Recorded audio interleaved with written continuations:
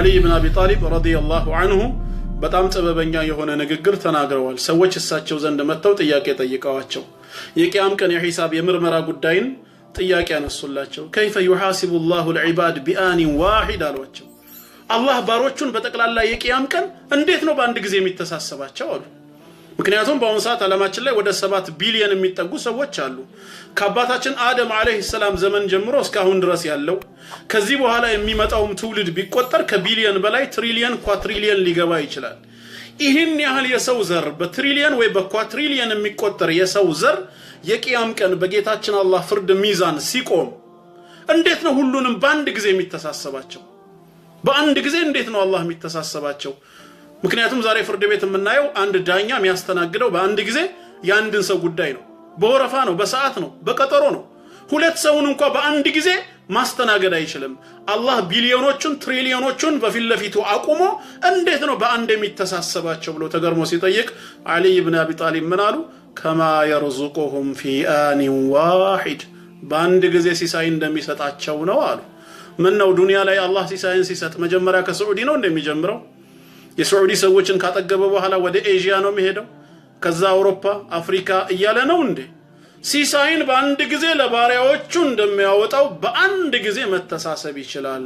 ኢነሁ ዐላ ኩሊ ሸይኢን ቀዲር ሁሉን ቻይ ነው። እንቀሰቀሳለን፣ አይቀርም፣ መዘጋጀት ያስፈልገናል ማለት ነው።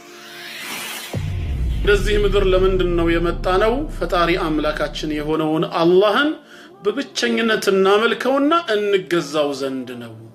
በአላህ አምልኮ ላይ ሌላን ነገር የምናጋራ ከሆነ ያለ ተውበት ወይም ያለ ንስሐ ከሞትን ዘላለም ጀሃነም እሳት መግባት ነው። አላህ ከእሳት ይጠብቀን።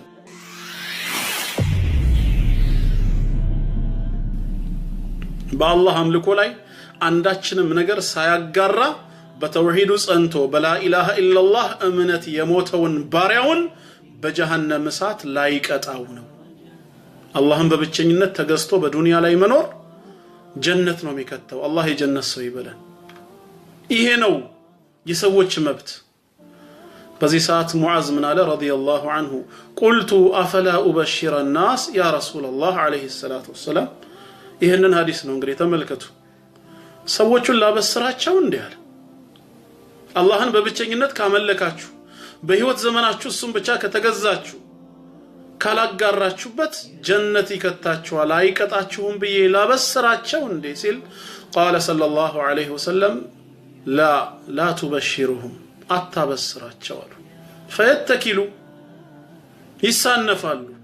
ሌሎች ትዕዛዞችን ከመፈጸም ወደ ኋላ ይቀሩና ነገ ለቅጣት ሊዳረጉ ስለሚችሉ አታበስራቸው ይሳነፋሉ አሉ።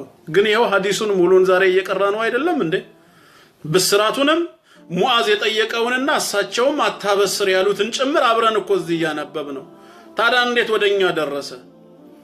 ይሳነፉብኛል ኡመቶቼ ህግጋትን ጥሰው ደግሞ ለቅጣት ስለሚዳረጉ አታበስራቸው ማለታቸውም ጭምር አብሮ ሐዲሱ ይሄው ዛሬ እኛ ጋር ደርሶ እየቀራ ነው አይደል? ምንድነው ሚስጥሩ ሲባል فاخبر بها معاذ رضي الله عنه عند موته تأثما ሊሞት አካባቢ ግን ሙዓዝ ኢብኑ ጀበል አውጥቶ ተናገረው። ለምን? ተአثما ኃጢያት ውስጥ እንዳይገባ ፈርቶ። የምን ኃጢያት? ዒልምን የመደበቅ ከረሱል ሰለላሁ ዐለይሂ ወሰለም የተገኘ አንድን ዒልም ሳይናገር በዛው ቢሞት ለምን ደበቅ ተብሎ አኺራ እንዳይጠየቅ በመፍራት መጨረሻ ላይ ወጣ። አዑዙ ቢላሂ ሰሚዒል ዓሊም ሚነሽ ሸይጣኒር ረጂም ቢስሚላሂር ረሕማኒር ረሒም አልሐምዱሊላሂ ረቢል ዓለሚን ወሰላቱ ወሰላሙ ዐላ ነቢይሂ ሷዲቂል አሚን نبينا محمد صلى الله عليه وعلى آله وصحبه وسلم أجمعين. السلام عليكم ورحمة الله وبركاته. ودنا يتكبراته مسلم وندموچنا اهتوچه እንደምን አደራችሁ እንደምን ዋላችሁ እንደምን አመሻችሁ ይሰማችኋል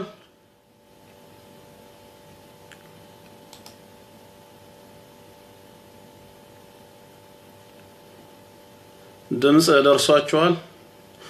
አልহামዱሊላህ በጣም ደህና ነኝ። መርሐባ ከተሰማችሁ አላህ ፍቃዱ ከሆነ እንግዲህ የቀጥታ ትምህርቶችን ከዛሬ ጀምሮ አላህ ፍቃዱ ከሆነ እሱ እንዳገራልን ክፍተት ባገኘሁ ቁጥር እየገባሁ አስተምራችኋለሁ። አላህ ያሳወቀኝን አሳውቃችኋለሁ። ወልዕልሙ ዐንደላሂ ዐዘ ወጀል እውቀት ከአላህ ዘንድ ነው ያለው። አላህ ማለት ዐለመል ኢንሳነ ማ ለም ያዕለም በሱረቱል ዐለቅ እንደተነገረው ምንም የማያውቅ የነበረውን ሰው ባሳወቀውና ባስተማረው ጌታ ስም አንብብ ይላል። የእውቀት ሁሉ መነሻው ጌታ አላህ ነው።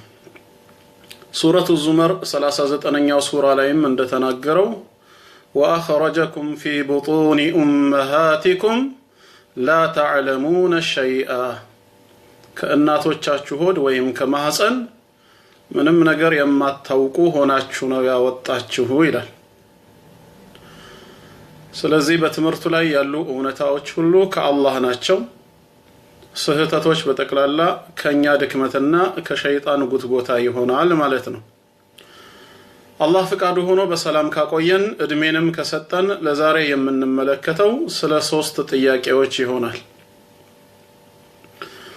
ለነዚህ 3 ጥያቄዎች ትክክለኛውን ምላሽ ከአላህ ቃል ካገኘን እኛም በምላሹ መሰረት ከኖርነውና ከተገበርነው ምድራዊ ህይወታችንም ሆነ የመጨረሻው ዓለም ዘለቄታው ያማረ ይሆናል ማለት ነው። እነዚህ 3 ጥያቄዎች የማንነት ጥያቄ በመባል ይታወቃሉ። እኔ ማን ነኝ ለሚለው የማንነት ጥያቄያችን ምላሽን መስጠት የሚችሉ ናቸው። ዲነል ኢስላም በቂ በሆነ መልኩ ለ3ቱ ጥያቄዎች ምላሽን አቅፏል። አንደኛ ማን ፈጠረኝ? ከየት ነው የመጣሁት? ይሄ የሁላችንም ጥያቄ ነው። ማን አስገኘን? ማን ፈጠረን? ከየት ነው የመጣነው? ዝም ብለን በአጋጣሚ ነው የተገኘነው? የኢቮሉሽን ውጤት ነን? አዝጋሚ ለውጥ ግኝቶች ነን? ወይስ የቢግ ባንግ ቲዮሪ ክስተት ነን? እኛ ማን ነን? ከየት መጣን? ማን ፈጠረን? የሚለው የመጀመሪያው የማንነት ጥያቄያችን ነው። ለዚህ ጥያቄ ትክክለኛውን ምላሽ ያገኘ ሰው ወደ ሁለተኛው ጥያቄ ይገባና ለምንድን ነው የተፈጠርኩት ይላል። ምንድነው የመፈጠራችን ዓላማው? በዚህ ምድር ላይ መገኘታችን መፈጠራችን ለምን ዓላማ ነው? ይሄንንም ጥያቄ ምላሽ ልናገኝለት ይገባል። ሶስተኛው ደግሞ ለምን እንደተፈጠርን ከገባን ወደዚህ ዓለም የመምጣታችን ሚስጥርን ካወቅን ወዴት እጓዛለሁ የሚለው የመጨረሻው ጥያቄያችን ነው። ጉዞ ወዴት ነው? ህይወት የሚባለው ነገር ምንድነው መጨረሻው? ሞተን ነው ምንቀረው ወይስ ዳግም ከሞት በኋላ እንቀሰቀሳለን? ከሞት በኋላ ዳግም ከተቀሰቀስንስ ምንድነው እዛ የሚገጥመን ህይወት? ህይወት ምን ይመስላል? በተድላ ነው የምንኖረው በስቃይ ወይስ ተመልሰን እዚሁ ዱንያ ላይ ሁለተኛ ህይወትን እንጀምራለን? እነዚህ 3ቱ ጥያቄዎች የማንነት ጥያቄዎች ናቸው። ለነዚህ 3 ጥያቄዎች ተገቢ የሆነውን ምላሽ ካላገኘን ህይወት ትርጉም አልባ ነው። ከእንስሳም አንለይም። ኢንሻአላህ የአላህ ቃል ካስተማረን ውስጥ የተወሰነውን በመረጃ እየተመለከትን ስለዚህ ጉዳይ የምንመለከተው ይኖረናል ማለት ነው። የሚነገራችሁ ነገሮች ሁሉ ማስረጃ አላቸው። አላህ እንደዚህ አለ፣ መልእክተኛው ረሱል ሰለላሁ ዐለይሂ ወሰለም እንደዚህ ብለው አስተማሩ በማለት ምንጭ ሳይጠቀስ ትምህርት አይሰጥም። ኢስላም ለየት የሚያደርገው አንደኛው ማስረጃ ላይ የተመረኮዘ እምነት መሆኑ ነው። ስለዚህም ኢንሻአላህ ማስረጃዎችን እየተመለከትን አብረን እንቆያለን። አላህ ጊዜውን በረካ ያደርግልን። ማን ፈጠረኝ? ማን አስገኘኝ? ለሚለው የመጀመሪያው የማንነት ጥያቄ ቁርአን መልስ አለው። ዝም ብለን አልተገኘንም። በድንገት ብቅ አላልንም። ወላጆቻችንም ወይም አያት ቅድመ አያቶቻችንም ዝንጀሮዎች አይደሉም። ከዝንጀሮ የመጣን ዘርንም አይደለንም። በፕሮግራም በእቅድ ለታላቅ ዓላማ በአንድ ፈጣሪ በአላህ የተፈጠርን ፍጡሮች ነን። እኛ ፍጥረቶቹ በፈጣሪ አምላካችን አላህ በሱ ፕሮግራም መሰረት የተገኘንና የተፈጠርን ነን። ያለ ፈጣሪ ፍጡር ሊኖር አይችልም። ፍጥረት ካለ ፈጣሪ አለ፣ ግኝት ካለ አስገኝ አለ፣ ድርጊት ካለ አድራጊ አለ ብለን እናምናለን። ሁላችንም የአላህ ፍጥረቶች ነን። በአይን ስላላየነው ሲናገር መለኮታዊ ቃሉን ስላልሰማነው ወይም እንደ ፍጥረታት ስላልዳሰስነው ጣዕም ኖሮት ስላልቀመስነው ጠረን ኖሮት ባፍንጫችን ስላላሸተትነው የለም ማለት አይደለም። ሴንስ ኦርጋንስ የስሜት ህዋሳቶች የነገሮችን መኖር ሊያረጋግጡ ይችላሉ እንጂ አለመኖርን መግለጽ አይችሉም። እነሱ ያልዳሰሱት፣ ያላሸተቱት፣ ያልቀመሱት፣ ያልነኩትና ያላዩት ነገር የለም ማለት አይደለም። ማንኛውም ነገር አለ ብለን ለማመን የግድ ከአምስቱ የስሜት ህዋሳት በአንዱ መረጋገጥ አለበት የሚለው ኢሎጂካል የሆነ አስተሳሰብ ነው። ምክንያታዊ ነው። ትክክል አይደለም። አላህ መኖሩን ህሊናችን ያምናል፣ ህሊናችን ያውቃል። ቁርአን ግን ተጨማሪ ማስረጃዎችን ይሰጠናል። እስቲ ጌታ አላህ ይህ አይነት አመለካከት ያላቸው በዳርዊን ቲዮሪ አስተሳሰባቸው የተዛባባቸው ሰዎች ለሚያነሱት ጥያቄ ከ1400 ዓመት በፊት ቅዱስ ቁርአን እንዲህ በማለት ስለ አላህ ያስተምረናል። ሱረቱል ዋቂዓ ምዕራፍ 56 ሱረቱል ዋቂዓ ከቁጥር 57 ጀምሮ እናየዋለን። አዑዙ ቢላሂ ሚነሽ ሸይጣኒር ረጂም ነሕኑ ኸለቅናኩም ፈለውላ ቱሰድቁን። እዩ ፈጣሪ አምላካችን አላህ ሲናገር ነሕኑ ኸለቅናኩም እኛ ፈጠርናችሁ ይላል። ፈጣሪ አምላካችን አላህ አንድ ነው። ስለ እኛነቱ በሌላ ቀን ለብቻው በፕሮግራም በሰፊው መጣበታለሁ። ሲናገር ምን ይላል? ነሕኑ ኸለቅናኩም እኛ ፈጠርናችሁ፣ ፈለውላ ቱሰድቁን አታረጋግጡም አታምኑም እንዴ ይላል። እሱ እንደፈጠረን እሱ ጌታችን እንደሆነ አታምኑም ወይ? ካላየንህ ስትናገር ካልሰማንህ ካልዳሰስንህ እንዴት አድርገን ነው ያንተን መኖር የምናምነው የሚል ጥያቄ እንኳ ቢነሳ አፈራአይቱም ማ ቱምኑን እንግዲያውስ በማህፀን የምታፈሱትን አያችሁ ይላል። አስተውሉ እዚህ ጋር ወንድምና እህቶች፣ በማህፀን የምታፈሱትን አስተዋላችሁ ወይ? ከሚስቶቻችሁ ጋር ስትገናኙ የዘር ፈሳሽን ብቻ ወደ ማህፀን መላክ እንደሆነ የናንተ ድርሻ አወቃችሁ ወይ? ከዚህ ውጪ ሌላ ምንም ድርሻ እንደሌላችሁ ተረዳችሁ ወይ ይላል። ባል ከሚስቱ ጋር የፍቅር ጨዋታ ሲጫወት ሲገናኛት ውሃ ብቻ ነው ወደ ማህፀን የምትልከው እያለው ነው አላህ። ወደ ማህፀን የምታፈሱትን ተመለከታችሁ ወይ ይላል። ከውሃ ውጪ ምንም ድርሻ የላችሁም ነው ያለው። አንተ ከላከው የዘር ፍሬ ውስጥ በሚሊየን ወይም በቢሊየን ከሚቆጠሩ ስፐርም ሴሎች ውስጥ አንዱ ሴል ብቻ ተመርጦ የሴቷን እንቁላል ሰብሮ ከገባ በኋላ ጽንስ ሲፈጠር ይሄ ጽንስ በሚቆይባቸው የ9 ወር ሂደት ውስጥ አአንቱም ተኽሉቁነሁ አም ነሕኑል ኻሊቁን ሰው አድርጋችሁ የምትፈጥሩት ሰው አድርጋችሁ የምትሰሩት እናንተ ናችሁ ወይስ እኔ ያለ ነው ጌታ አላህ። ማን ነው ይህንን ሰው አድርጎ የሚሰራው? አባት እኔ ነኝ ልጄን ያበጀሁት ልጄን አስተካክዬ የፈጠርኩት እኔ ነኝ ማለት አይችልም። ለሽ አላህ ምን አለው? ያንተ ድርሻ ኢምና ማፍሰስ ብቻ ነው ያለው። ሚና የለህም ከዚህ ውጪ። እሱም እኮ ልጅ አስበህ አይደለም፣ ራስህን ለማርካት ነው። ራስህን ለማስደሰት ከሚስትህ ጋር የፍቅር ጨዋታ ስትጫወት የዘር ፍሬ ብቻ ነው ወደ ማህፀኗ የላከው። ምንም ልጅ በመፈጠሩ ሂደት ይሄ ነው ድርሻ የምትለው የለም። ያ የዘር ፍሬ የሷን እንቁላል ሰብሮ ከገባ በኋላ በትክክል ጽንስ ሲፈጠር ምን የምታውቀው ነገር አለ? ሐታ ሌላው ይቅርና እሷ ካልነገረችው ማርገዟን መጸነሷን ካልነገረችው ባል በምን ያውቃል? አያውቅም። ደብቀው መቆየት ትችላለች። 2 ወር 3 ወር ያክል ድረስ ሆዷ እየገፋ ሲመጣ ነው ምልክት በማየት ጸንሰሻል ወይ የሚላት። ስለዚህ አንተ ድርሻ ውሃ ማፍሰስ ነው፣ ከዚህ ውጪ ሌላ ምንም ሚና የለህም እየተባለ ነው። ይሄንን ስንል እናትስ አንቺም በተራሽ በልጅሽ ጉዳይ ላይ ድርሻ የለሽም እየተባለች ነው። የታውቂያለሽ አንቺስ እንኳን ልጅሽን ልታበጂው ልትሰሪው ይቅርና መጸነስሽን እንኳን የምታውቂው በምንድነው? ወሩን ጠብቆ ይመጣ የነበረው ሐይድ ወይም የወር አበባ ሲቋረጥ ነው። ምልክት አይተሽ ነው። አንዳንድ ጊዜ ቀኑ ሊዛባ ይችላል። ስለዚህ ምንድነው ይሄ ነገር? ጽንስ ይዤ ነው ወይስ ሌላ ምን ችግር ተከስቶ ነው ትይና ሐኪም ቤት ትሄጃለሽ። ዶክተሩ የሽንት ምርመራ ውጤት ይመለከትና በሰጠሽው ሽንት መሰረት በማህፀንሽ ውስጥ ጽንስ መኖር አለመኖሩ ተረጋግጧል በማለት ወይ አለ ወይም የለም ይልሻል። ይህ ዶክተር የሕክምና ባለሙያ የተናገረውን ነገር ይዘሽ መተሽ ለባለቤትሽ ጽንስ ይዣለሁ ብለሽ ታበስሪዋለሽ፣ የምስራች ትነግሪዋለሽ። ለካ አባትም እናትም ባልና ሚስትም በማህፀን ውስጥ ስለሚሰራው ነገር ምንም የሚያውቁት ነገር የለም ማለት ነው።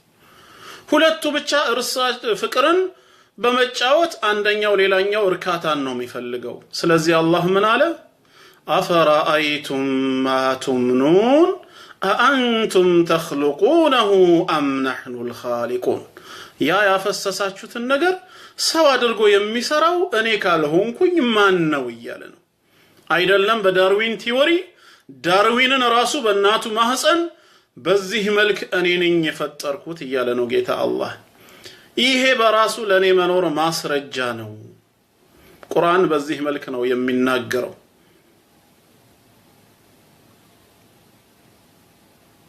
ይቀጥላል አየቱ نحن قدرنا بينكم الموت ይላል። እናንተን መፍጠርና ማዘጋጀት ብቻ አይደለም በመሐከላችሁ ሞትን ራሱ ወስነናል አለ። ሞትን እኔ ወሰንኩት። وما نحن بمسبوقين ተሸናፊም አይደለሁም ይላል። በመፈልገው ሰዓት ከመቃብር እናንተን ጠርቼ ለመቀስቀስ ምንም የሚያቀተኝ ነገር የለም ማለት።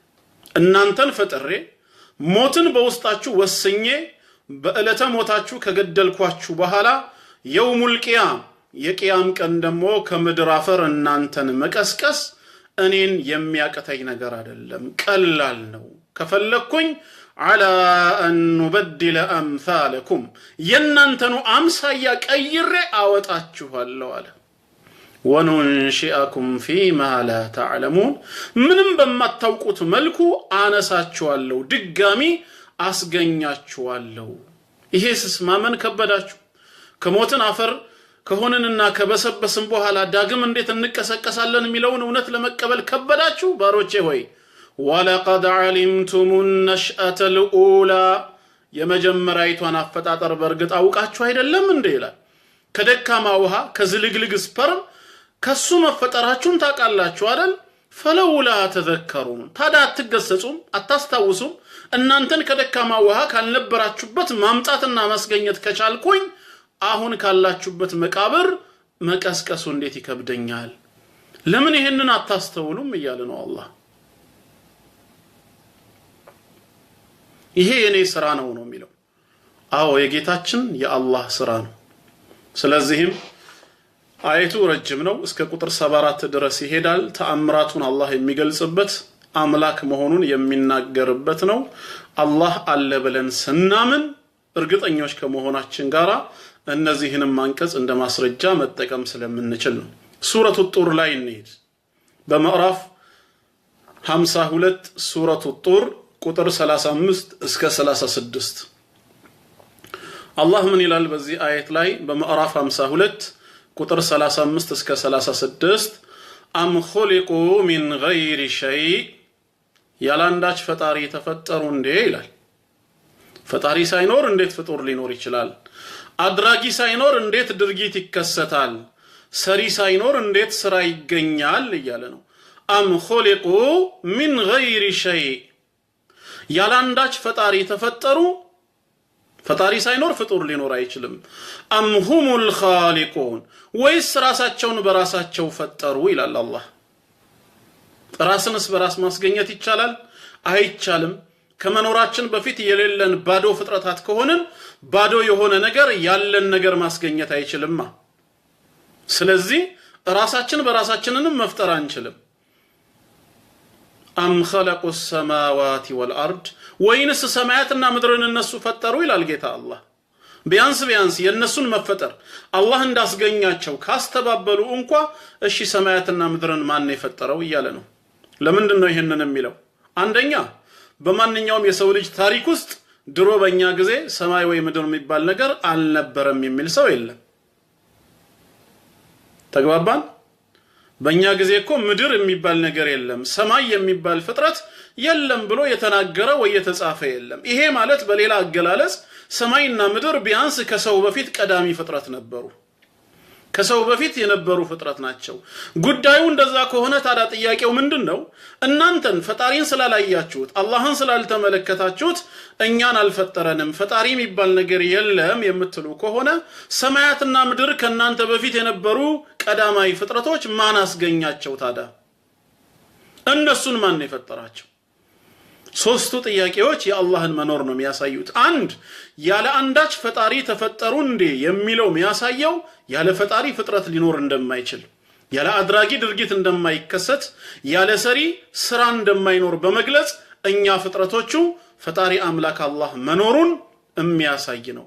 ሁለተኛ ራሳችሁን በራሳችሁ ፈጠራችሁ የሚለው ደግሞ ማንም ራሱን በራሱ መፍጠር እንደማይችል፣ ራሱን ማስገኘት እንደማይችል በመግለጽ አላህ እንዳስገኘን እንደፈጠረን ያስተምራል። ሶስተኛ ከኛ በፊት የነበሩ ሰማያትና ምድርን እንኳን ማን እንዳስገኛቸው ምላሽ ካልሰጠን ፈጣሪ አላህ እሱ ፈጣሪ ለመሆኑ ሰማይ ምድር በራሱ ምንድነው ቋሚ ምስክር ናቸው እያለ ነው። በላ ይውቂኑን እነሱ የሚያረጋግጡ እውነት ብለው ከልባቸው የማይቀበሉ ህዝቦች በመሆናቸው እንጂ ይሄን ያህል የአላህ ፈጣሪነት የተሰወረ የሚያጠራጥር ጉዳይ ሆኖ አይደለም ይለናል። ዊትር እናድርገው። ሶስተኛውንም እንደዚሁ አንቀጽ እንመልከት። ሱረቱል በቀራ ቁጥር 164 ላይ በሱረቱል በቀራ ምዕራፍ 2 ቁጥር 164 ላይ ኢነ ፊ ኸልቂ ሰማዋቲ ወልአርድ የሰማያትና ምድር አፈጣጠር ይላል። አስተውለን ከተመለከትነው ምልክት ነው፣ ተአምር ነው ይላል። ሰማይን ተመልከቱት። ከበላያችን እንደ ጣራ ነው ያለው። ዘመናትን አስቆጥሯል። አንድ ቀን ግን ተሰንጥቆ ያውቃል? ምን ማለት ነው ከተባለ ይሄው ከቤታችን በላይ የገነባ ነው ጣራ አመታትን የተወሰነ ጊዜ ካስቆጠረ በኋላ መሰነጣጠቅ ይጀምራል። ቆርቆሮም ከሆነ ይበላሻል፣ ይቀደዳል። አንድ ቀን ላያችን ላይ ይፈርሳል እንልና እናሳድሰዋለን። በጣራው ላይ 100% አንተማመንም። የፈለገ ቢሆን መታደስ ግድ ነው። ሰማይ ከበላያችን ይወድቃል ብለን ለምንድን ነው ማንሰጋው? አንድ ቀን ሰማይ ላያችን ላይ ቢወድቅስ ለምን አንፈራ? ለምንድን ነው ማንፈራው? ምሰሶው ኃይለኛ ነው፣ ሰማይን ደግፎ የያዘው ምሰሶ ጠንካራ ነው እንዳንል አላህ ምንድነው ያለው? بغير عمد ترونها ብሏል። እናንተ የምታዩት የሆነ ምሰሶ የለም፣ ሰማይን ያለ ምሰሶ ነው ያቆምኩት ብሏል። እሺ ለምንድን ነው ስጋት የማይገባን? ሰማይ ለምንድን ነው የማይወድቀው? አላህ ምን አለን? ومن آياته أن تقوم السماوات والأرض بأمره ያለው አላህ ከተአምራቶቹ ከምልክቶቹ መካከል ሰማያትና ምድር በሱ ትእዛዝ በሱ ፈቃድ ስር መኖራቸው ነው ያለው። አላህ ጠባቂ ስለሆነ ነው፣ ሌላ ነገር ስላለ አይደለም። ከፈለገ ሊደረባብን ይችላል በላያችን ላይ። ኢነላህ يمسك السماوات والأرض أن تزولا አላህ ሰማያትና ምድር ከቦታቸው እንዳያገሉ ይጠብቃቸዋል አለ። የግራቪቲ ሲስተም አይደለም እየጠበቀን ያለው፣ ግራቪቲን ራሱ ያበጀው አላህ ነው። ዋና ጠባቂው ጌታ አላህ ነው። ግራቪቲ የሚባል ሴንስ ያለው የምድር ስበት ተብሎ የሚጠራ ህያው የሆነ አካል የለም። ህጉን ያስቀመጠው አላህ ራሱ ነው። ነገሮችን በሰበባቸው እንዲጓዙ ያደረገው ሙሰቢቡ ግን አላህ ራሱ ነው። ስለዚህ የሰማይና የምድር አፈጣጠር ለእናንተ ምንድነው ይያለ ነው አላህ ምልክት እኮ ነው አንድም ቀን ተጠራጥራችሁ አታውቁም ቀና ብለን ነው ሁሌ የምንሄደው ወደ ላይ ተመልክተን እንዳይወድቅብን ሰማይ ብለን አንሸማቀቅም የምድርም እንደዚሁ ለምንድነው ምድር ማታረገርግብን አንድ ተማሪ ምንድነው የሚባለው ከዚህ በፊት የቀልድ መጽሐፍ ላይ ይሁን ምን ላይ እንዳየሁት አላስታውስም ከትምህርት ቤት ተምሮ መጣና አባቱን ጥያቄ ሊጠይቀው የአባቱን መግባት ይተባበቃል አባትየው ደግሞ ያው የማታ ትምህርት ቤት ተማሪ ነው ኸምር ቤት ማለት ነው እና የተወሰነ ጠጥቶ መጥቶ ጭንቅላቱ ዞሯል ያው የወቅቱ ፊዚክስ የሚጠጣው አረቄ ጭንቅላቱን አዙሮት ነበር እቤት ከገባ በኋላ ልጅ አባቱ ጋር መጥቶ ጠየቀው አባቴ ሆይ ዛሬ ትምህርት ቤት ስንማር እኛ የምንኖረው የምድር ወገብ ላይ ነው ተብለናል እና እንደዛ ከሆነ ምድር ወገብ ላይ ያሉ ሰዎች ለምንድነው የማይወድቁት ብሎ ሲጠይቀው አባቱ ምን አለው ልጄ አሁንም ተስተካክለ ካልቆምክ መውደቅህ አይቀርም አለው እና አንድ ቀን ምድር ታረገርግብናለች ወይም በአንድ ጎኗ እንወድቃለን ብለን ሰግተን አናውቅ አላህ ስለጠበቀው ነው ምድርን ምንጣፍና ፍራሽ ያደረገው እሱ ስለሆነ ነው ይሄ እኮ ምልክት ነው ይያለ ነው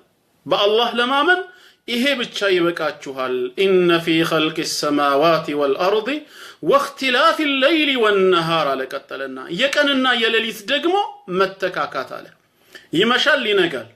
ይመሻል ይነጋል ስርዓቱ በተዛባ መልኩ እየቀጠለ ነው አለ ቀን ለሌሊት ሌሊት ለቀን ቦታውን እየለቀቀ መሄዱ የማን ምልክት ነው የአላህ ምልክት ነው الله إن جعل الله علينا الليل سرمدا إلى يوم القيامة فمن يأتي لنا بالنهار لليتن اسك قيامة كان درس الله بنيا لاي يميقوي بيادرغو ማነው ቀንን የሚያመጣልን ብርሃን ያለውን ቀን ማን ያመጣል ይሄንን በሌላ አየት ላይ አላህ ስለጠየቀን ነው እኔ ለሊቱን ሙሉ እስከ ቂያማ ቀን ድረስ በእናንተ ላይ ዘውታሪ ባደርገው ማን ነው ብርሃን ያለበትን ቀን የሚያመጣላችሁ ወይም وإن جعل الله علينا النهار سرمدا إلى يوم القيامة فمن يأتي إلينا بليل نسكن فيه ቀኑን አላህ አርዝሞት እስከ ቂያማ ቀን ድረስ ፀሐይም የማትገባበት ብርሃን ብቻ ቢያደርገው የምታርፉበትን ሌሊት ማን ያመጣላችኋል ይያለ ነው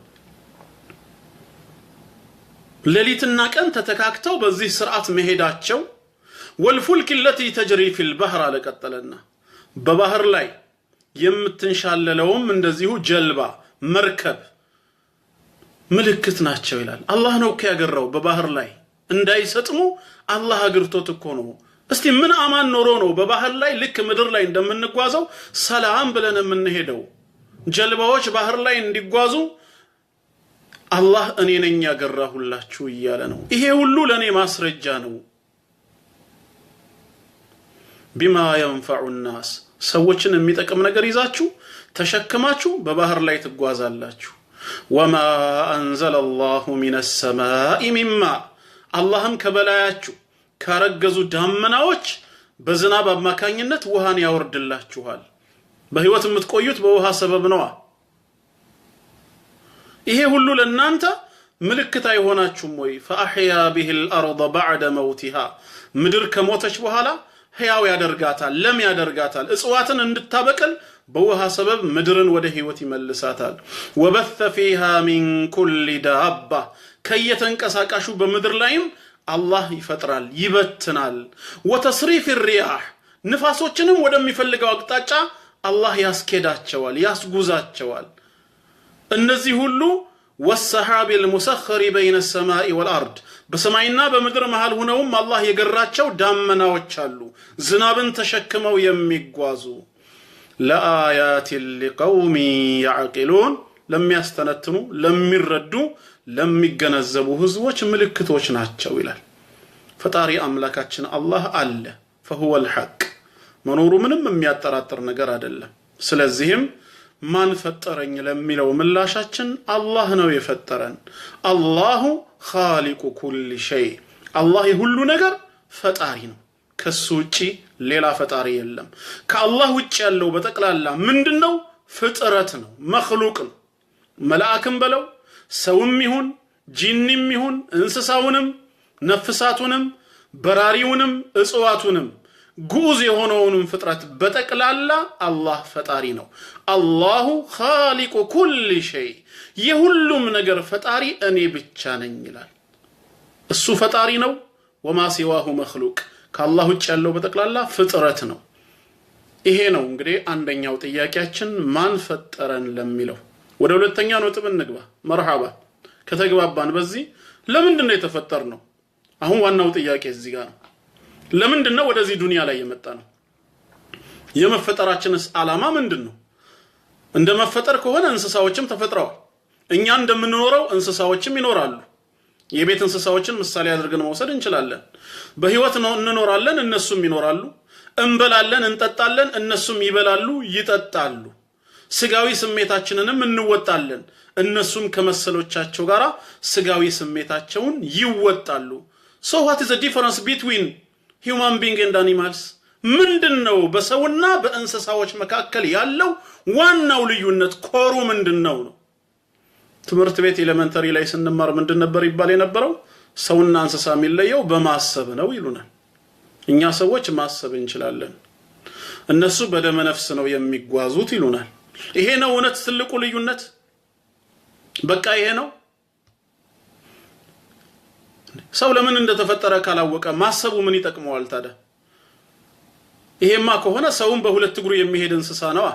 እነሱ በአራት እግራቸው ይጓዛሉ፣ እኛ በሁለት እግር እንጓዛለን። ስለዚህ እኛ በሁለት እግር የምንጓዝ እንስሳ ሆነናል ማለት ነው። ምንድነው የሚለየን? ዋናው ይሄ አይደለም። ለምን እንደተፈጠርን ካወቀን። ለምን እንደተፈጠረ ያላወቀ ሰው፣ በህይወት የመገኘቱን ሚስጥር ያልተረዳ ሰው እሱም እንስሳ ነው። አይለይም ከነሱ። እኛ ከእንስሶች የምንለየው አንዱ ዋናው የተፈጠርንበት ዓላማ ነው። ምንድነው እሱም ከተባለ አላህ እንስሳዎችን ሲፈጥራቸው ለኛ ዓላማ ነው የፈጠራቸው፣ ለኛ ግልጋሎት ነው የፈጠራቸው። እኛ ግን የተፈጠርነው ለአላህ ለራሱ ነው፣ እናመልከው እናገለግለው ዘንድ ነው። እንስሳዎችን ለሰው ልጅ ግልጋሎት ሲፈጥራቸው፣ ሰዎችን ደግሞ አላህን ለማገልገል አላህን ለማምለክ ተፈጥረዋል። ይሄ ነው ትልቁና ዋናው ልዩነት። አላህን ለማምለክ አላህን ለመገዛት መፈጠሩን የዘነጋ ሰው ከእንስሳም የባሰ ነው። የአላህ ቃል ምንድነው የሚለው? ሱረቱል በቀራ ቁጥር 29 ላይ هو الذي خلق لكم ما في الأرض جميعا በምድር ላይ ያለውን ሁሉ ለእናንተ ነው የፈጠረላችሁ ይላል። በምድር ላይ ካሉት አንዱ እንስሳዎች ናቸው።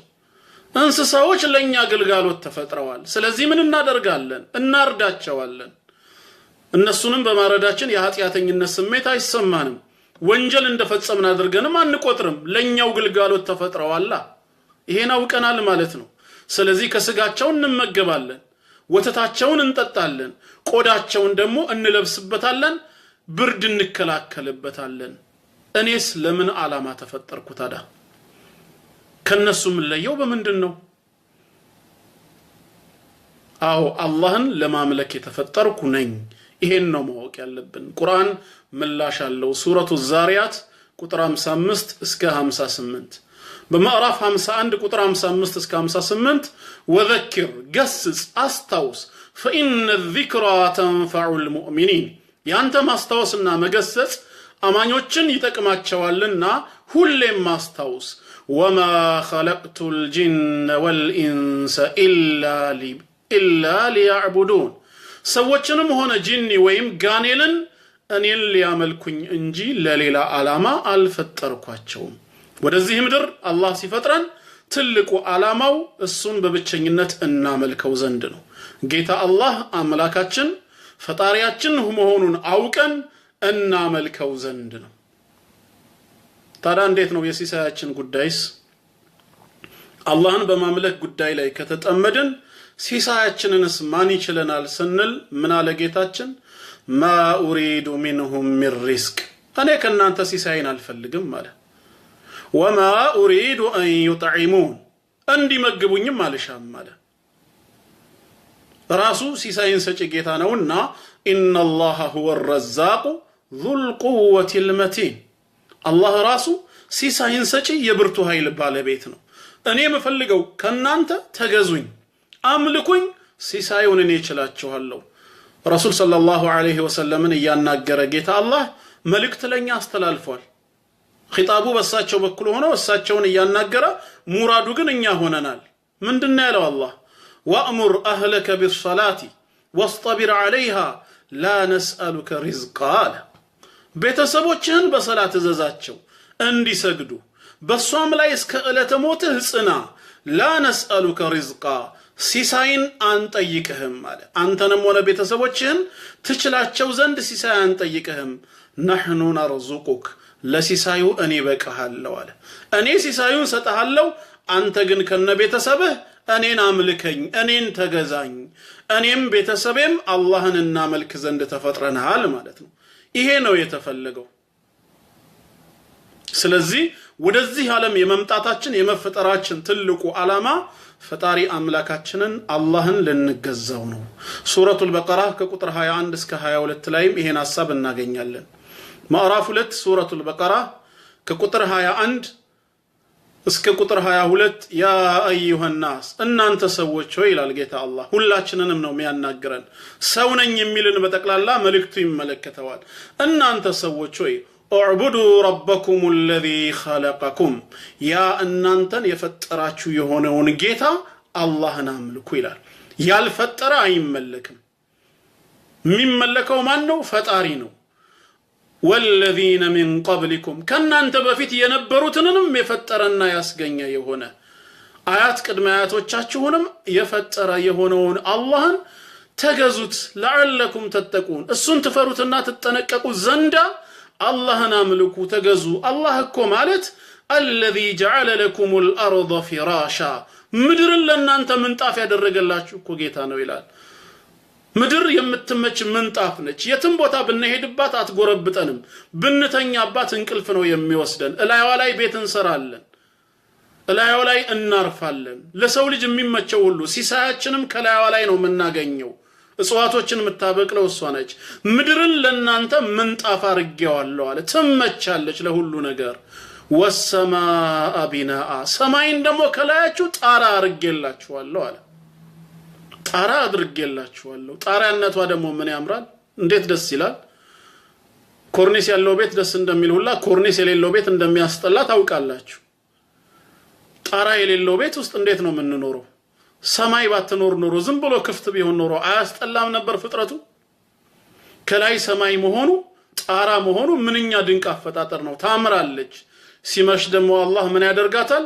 በከዋክብት ያስጌጣታል በኮከቦቿ ብርሃናማ ያደርጋታል እኔ ከላያችሁ ምንጣፍን ማን ነው ጣራን አደረኩላችሁ ሰማይን ከበታች ደሞ ምንጣፍን ምድርን እኔ ነኝ የሰራሁት ይሄን ጌታ ነው የምታመልኩት وأنزل من السماء ماء كبلاچم دمو እንደገና ውሃና ወረደ ካረገዙ ዳመናዎች ሌላ ሱራ ላይ ስለገለጸው ነው وأنزلنا من المعصرات ماء ثجاجا እንዳለው ካረገዙ ዳመናዎች ራሱ ውሃና ወረድኩላችሁ فأخرج به በእነዚህ ውሃ ሰበብም አወጣሁላችሁ ይለናል من الثمرات የተለያዩ አይነት ፍራፍሬዎችን ከምድር አበቀለ ሪዝቀን ለኩም ለናንተው ሲሳይ ይሆን ዘንድ አበቀልኩላችሁ ታዲያ ይሄንን ብቻዬን ሳደርግ ያወቃችሁ فلا تجعلوا لله اندادا ለአላህ በአምልኮ ቢጤን አታበጁለት አለ ሌላን አካላት ትገዙ ነብይም ሆነ መላእክት የአላህ ሳሊህ ባሪያም ሆነ ወይ ሙታንን ወይ ጂኒን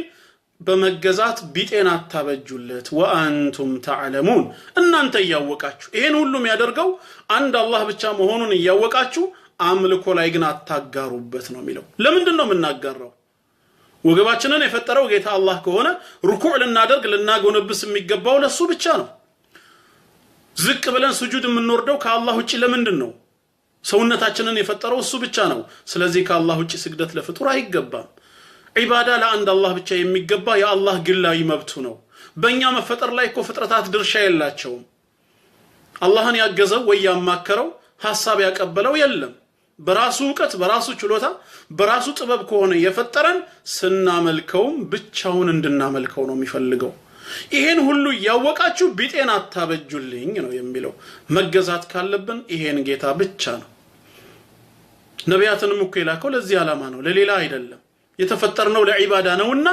አላህን በብቸኝነት እንድንገዛ ነው። ሱረቱ ናህል ቁጥር 36 ላይ እንደተገለጸው በምዕራፍ 16 ሱረቱ ናህል ቁጥር 36 ላይ ወለቀድ በዐትና ፊ ኩሊ ኡመቲን ረሱላ በርግጥም በየህዝቡ ሁላ መልእክተኛን ልከናል ይላል ጌታ አላህ።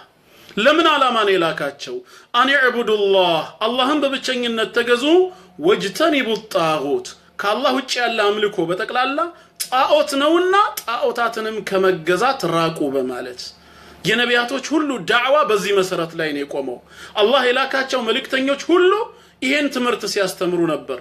ዒባደቱላሂ ዐዘ ወጀል ጌታ አላህን በብቸኝነት ማምለክ፣ እሱም ብቻ መገዛት፣ ከዛ በኋላ ያለውን አምልኮ በጠቅላላ ጣዖት መሆኑን በማወቅ ከጣዖት አምልኮ ራስን ማራቅ፣ በጣዖት አምልኮ መካድ። የተፈጠርነው አላህን ብቻ ልንገዛ ነውና ማለት ነው። ይሄ ነው ወደዚህ ዓለም የመምጣታችን ትልቁ ሚስጥር። ሱረቱ ኒሳ ቁጥር 36 ላይ ተገልጿል። በምዕራፍ 4 ሱረቱ ኒሳ ቁጥር 36 ላይ ወዕቡዱላህ አላህን በብቸኝነት ተገዙ፣ ወላ ቱሽሪኩ ቢሂ ሸይአ በሱ አምልኮም ላይ አንዳችም ነገር እንዳታጋሩ ይላል። አላህን ስታመልኩ፣ አላህን ስትገዙ ሌላን አካል እንዳታጋሩበት። ለአላህ የምትሰጡትን ዒባዳ ወይም አምልኮ ለፍጡር አሳልፎ መስጠት አይበቃም። ሽርክ ማለት ይሄ ነው። ወደፊት እሱም ቦታ ሲኖረው አላህ በፈቀደ መጠን በሰፊው እንመለከተዋለን። ዛሬ 3 ጥያቄ ብቻ ስላልን ለሶስቱ ጥያቄዎች ምላሹን እናይ ዘንድ ነው። እናም ወደዚህ ምድር ለምንድን ነው የመጣነው? ፈጣሪ አምላካችን የሆነውን አላህን በብቸኝነት እናመልከውና እንገዛው ዘንድ ነው። በአላህ አምልኮ ላይ ሌላን ነገር የምናጋራ ከሆነ ያለ ተውበት ወይም ያለ ንስሐ ከሞትን ዘላለም ጀሃነም እሳት መግባት ነው። አላህ ከእሳት ይጠብቀን። ሱረቱ ዙመር ቁጥር 65 ላይ እንዲህ ይላል። በምዕራፍ 39 ሱረቱ ዙመር ቁጥር 65 ላይ ወለቀድ ኡሕየ ኢለይክ ለረሱል ሰለላሁ ዐለይሂ ወሰለም መልእክቱ ዋናው ለኛ ነው። ነብይ በጌታው ላይ ያጋራል ወይ ያሻርካል ተብሎ በፍጹም አይታሰብም።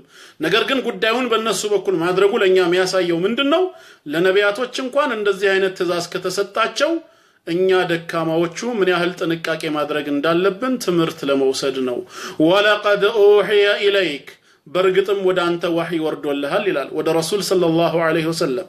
ወኢለ الذين من قبلك ወደ እነዚያ ካንተ በፊት ወደ ነበሩ ነቢያቶችና መልእክተኞች ሁሉ ወህይ ወርዷል፣ መልእክት ተላልፏል። ምን የሚል? ለኢን አሽረክት ብታጋራ፣ በጌታ አምልኮ ላይ ፍጡርን ጣልቃ ገብ አድርገህ ብታጋራ ለይሕበጠነ ዐመሉክ ስራህ በጠቅላላ ከንቱ ይሆንና የሰራኸው መልካም ስራ ሁሉ ይበላሽና ወለተኩነነ ሚነል ኻሲሪን ከከሳሪዎች ትሆናለህ መባልን ወደ አንተም ወደ በፊት ነቢያቶችም ተልኳል ይላል። ለነቢያት አታጋራ፣ በጌታ አምልኮ ላይ አታሻርክ የሚል ትእዛዝ ከመጣ ለኛስ ነብይ ያሻርካል ተብሎ ይታሰባል እንዴ? ለህዝቦቹም እኮ ሰበቡል ሂዳያ የሚሆነው እሱ ነው። የተውሂድን መንገድ በማስተማር ከሽርክ የሚያስጠነቅቀው ነብይ ነው። ነብይ ያልተገበረውን ማንም ሊተገብረው አይችልም።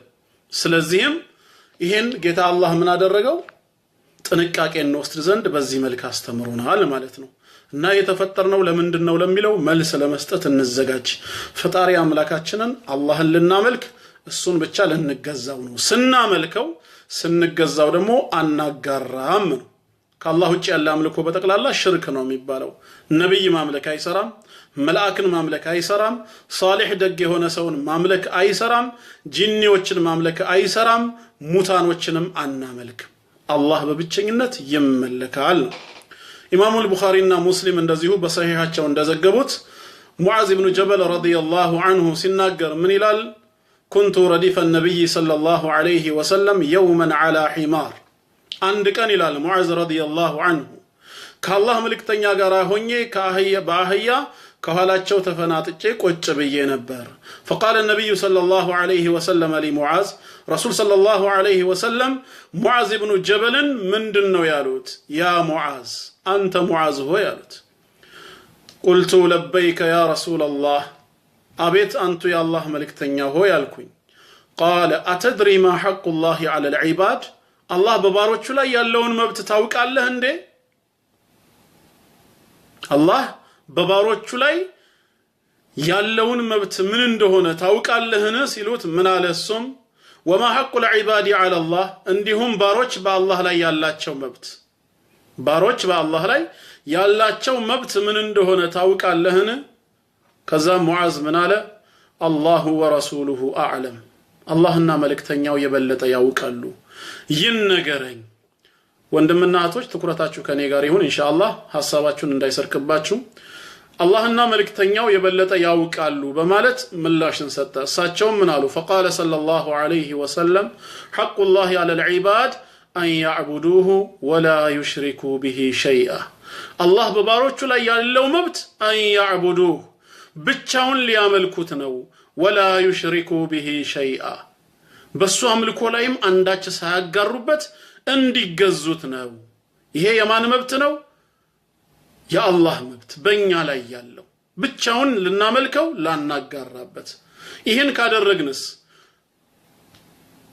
وحق العباد على الله ባሮች ደግሞ አላህ ላይ ያላቸው መብት ማለትም አላህ በራሱ ረህመት በራሱ ቸርነት ራሱ ላይ የደነገገው መብት ምንድነው ሊሰጠን ማለት ነው አላ يعذب من لا يشرك به شيئا በአላህ አምልኮ ላይ አንዳችንም ነገር ሳያጋራ በተውሂዱ ጸንቶ በላ ኢላሃ ኢላላህ እምነት የሞተውን ባሪያውን በጀሃነም እሳት ላይ ቀጣው ነው አላህን በብቸኝነት ተገዝቶ በዱንያ ላይ መኖር ጀነት ነው የሚከተው አላህ የጀነት ሰው ይበለን ይሄ ነው የሰዎች መብት በዚህ ሰዓት ሙዓዝ ምን አለ ረዲየላሁ ዐንሁ ቁልቱ አፈላ ኡበሽረ الناس ያ ረሱላህ አለይሂ ሰላቱ ወሰለም ይሄንን ሐዲስ ነው እንግዲህ ተመልከቱ ሰዎችን ላበስራቸው እንዴ አለ አላህን በብቸኝነት ካመለካችሁ በህይወት ዘመናችሁ እሱን ብቻ ከተገዛችሁ ካላጋራችሁበት ጀነት ይከታችኋል አይቀጣችሁም ብዬ ላበስራቸው እንዴ ሲል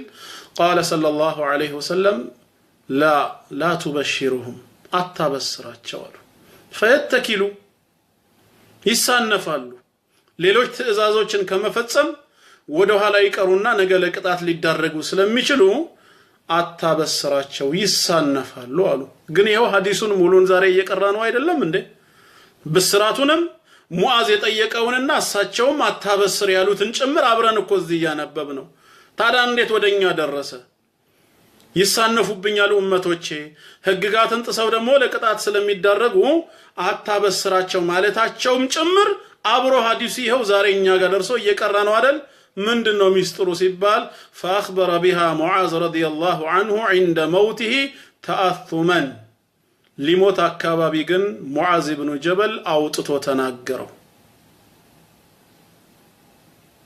ለምን ተአثما ኃጢያት ውስጥ እንዳይገባ ፈርቶ የምን ኃጢያት ዒልምን የመደበቅ ከረሱል ሰለላሁ ዐለይሂ ወሰለም የተገኘ አንድን ዒልም ሳይናገር በዛው ቢሞት ለምን ደበቅ ተብሎ አኺራ እንዳይጠየቅ በመፍራት መጨረሻ ላይ ወጣ ማለት ነው ስለዚህ ተውሂድ ላይ ጸንቶ አላህን በመገዛት መሞት ለጀነት ያደርጋል አላህ የጀነት ሰው ይበለን የተፈጠርነው ለዚህ ዓላማ ነው ይህንን የማያውቅ ሰው ከእንስሳ በምንድን ነው የሚሻለው ታዲያ መርሐባ ይህንን ካወቀን ወደ ሶስተኛው ጥያቄ እንሂድ የመጨረሻውና ወሳኝ እሺ ወዴት ነው የሚሄደው አላህን ተገዛን ለምን እንደተፈጠርን አውቀናል አላህን ለማምለክ መሆኑን ተረዳን መጨረሻችን ምንድነው ህይወት የሚባለው ነገር በዚህ ሞት ነው እንደሚያከትምለት አይደለም ዳግም እንቀሰቀሳለን ሌላው ከእንስሳ የምንለየው ሁለተኛው ደግሞ እዚህ ጋር ነው ቅድም የተፈጠርንበት ዓላማ ብያችኋለሁ አይደል አሁን ደግሞ ሌላው ዋነኛው ከእንስሳ የሚለየን ሶስተኛው ነጥብ ነው እዚህ ጋር ምን ሞተን አፈር ሆነን አንቀርም እንስሳዎችም ይሞታሉ እኛም እንሞታለን ከነሱ ለየት የሚለው ግን የኛ ዳግም እንቀሰቀሳለን በጌታ አምላካችን በአላህ ፊት ለፍርድ ሚዛን እንቆማለን የእምነታችንና የሥራችንን ዋጋ እንቀበላለን አማኞችና መልካም ሰሪዎች በጀነት ዘላለም ሲኖሩ የተድላን ህይወት اللهم اجعلنا منهم ከሃዲያኖችና ኃጢያተኞች ግን ዘላለም በእሳት በጀሃነም ይተቀጣሉ አዓዘና الله تعالى من اهل النار እንስሳዎች ግን አይቀሰቀሱም በጌታ አላህ ፍርድ ሚዛን አይቆሙም በመድራዊ ህይወታቸው ስላደረጉት ነገር አላህ አይተሳሰባቸውም ስለዚህ ሰው ከእንስሳ የሚለየው ሌላው ምንድነው ታላቅ ቀን አለበት ለዛ ቀን ይቀሰቀሳል ለቀልድ አልተፈጠርንም። ቁርአን ሱረቱል ሙእሚኑን ምዕራፍ 23 በግልጽ ይናገራል 115 እስከ 116 በሱረቱል ሙእሚኑን ምዕራፍ 23 ከቁጥር 115 እስከ 116 አፈሐሲብቱም አነማ ኸለቅናኩም ዐበሳ እናንተን ለቀልድና ለጫወታ የፈጠርናችሁ መሆኑን ታስባላችሁ እንዴ ይላል። ስትፈጠሩ እንደው ለቀልድ ለጫወታ ቁም ነገር ለሌለው ነው እንደው ብላችሁ የምታስቡት? ወአነኩም ኢለይና ላ ቱርጀዑን ነገ ወደኛ የማትመለሱ መሆናችሁን ገመታችሁ እንዴ ይላል። አላህን ከመገዛት ስትኮሩ በኃጢአት ባህር ላይ ስትዋኙ የታዘዛችሁትን ነገር እንደዚሁ አንተገብርም ስትሉ አንድ ቀን ሞታችሁ ወደኔ የምትመለሱ መሆናችሁን አታስቡ? ለቀልድ ለጫወታ ነው የፈጠርኳችሁ ይላል። ፈተዓላ አላሁል መሊኩል ሐቅ እውነተኛ ንጉስ የሆንኩት እኔ አላህ ከእንደዚህ አይነት የቀልድ ስራ ጥራት ተገባኝ ይላል። ክብሬ ከፍ ያለ አምላክ ነኝ። ይህን ነገር እንኳን አላደርግም። ላ ኢላሃ ኢላሁ ከሱ በስተቀር ሌላ አምላክ የለም። ረቡል ዐርሺል ከሪም የውቡና የሚያምረው አርሽ ጌታ ነው አላህ። የአርሽ ተንከባካቢ ነው። እንዴት ለቀልድና ለጫወታ እንደፈጠርኳችሁ አድርጋችሁ ታስባላችሁ? አይደለም። ለአምልኮ ለዒባዳ ተፈጥረናል። ደግሞም ትመለሳላችሁ። ወደ አላህ መመለሳችን አይቀርም ነው። ይህንኑ ሱረቱል ቂያማ ላይ ደግሞታል። በምዕራፍ 75 ሱረቱል ቂያማ ከቁጥር 36 እስከ 40 ምንድነው የሚለው? አየሕሰቡል ኢንሳኑ አን ዩትረከ ሱዳ ሰው ዝም ብሎ በልቅ መተውን ያስባል እንዴ ይላል። ህግ ሳይበጅለት ይሄን አድርግ ያን አታድርግ ተብሎ ምድራዊ ህግ መመሪያ ሳይሰጠው ወይንም ደግሞ ከሞተበት መቃብር ዳግም ለፍርድ የማይቀሰቀስ መሆኑን በመገመት ዝም ብሎ እንደው መተውን ያስባል ወይ? አዎ ማን ይመልሰኛል? ሰውነቴ ከበሰበሰ አጥንቴ አፈር ከሆነ በኋላ ዳግም መነሳት ቀልድ ነው የሚል ከሆነ አለም የኩኑ ጥፈተን ሚን መኒይ ዩምና ምን ነው በማህፀን ውስጥ የሚፈሰስ የፍትወት ጠብታ መሆኑን ረሳው እንዴ ይላል።